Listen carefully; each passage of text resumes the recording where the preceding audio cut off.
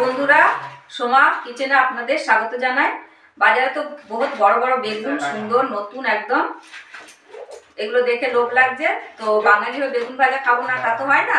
আজ বেগুন ভাজা বানিয়ে আপনাদের সঙ্গে শেয়ার করবো, আপনারা পুরো ভিডিওটা দেখবেন। মধ্যিখান দিয়ে একটু এরকম চিল লাগিয়ে দেবো, তাহলে যে মশলাগুলো আমি দেবো সেই মশলাগুলো এর ভিতরে খুব সুন্দরভাবে ঢুকে যাবে আর মচমচে খাস্তা হবে। এই পিছন পিঠ দিয়েও এরকমভাবে কেটে নেব।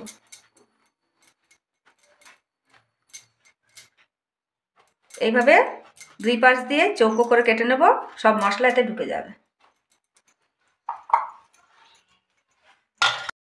দেখুন বন্ধুরা, ভিতর দিয়ে আমি চৌকো চৌকো করে কেটে নিচ্ছি, পুরো ছুরি ঢুকিয়ে না, উপর দিয়ে কেটে নিলে এবার এর ভিতরে মশলা ঢুকে যাবে, দেখতেও সুন্দর লাগছে, এখন খাস্তাবি লাগবে।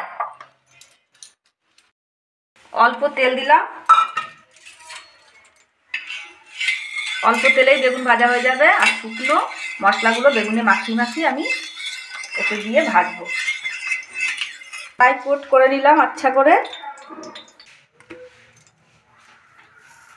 শুকনো মশলা উপর থেকে পুরো ভালো করে লাগিয়ে দিলাম।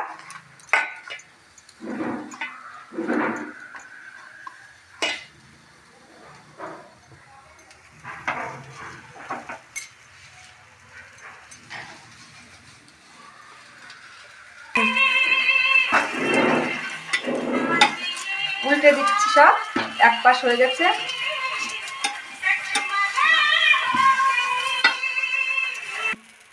পুরো বেগুন ভাজা হয়ে গেছে, এবার আমি গ্যাসটা বন্ধ করে দেবো। 1 চামচ নুন, ছোট চামচের 1 চামচ হলুদ, সবজি মশলা 2 চামচ, সুজি 2 চামচ,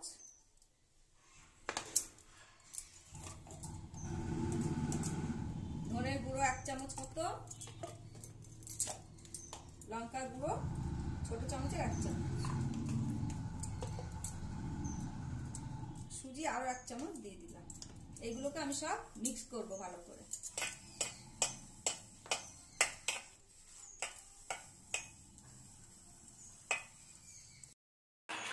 এই যে বেগুন ভাজা আমার সব তৈরি হয়ে গেছে।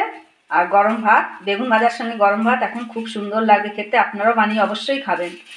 আমরা তো এমনি বেগুন ভাজা খাই, এটা একটু মশলাদার বেগুন ভাজা।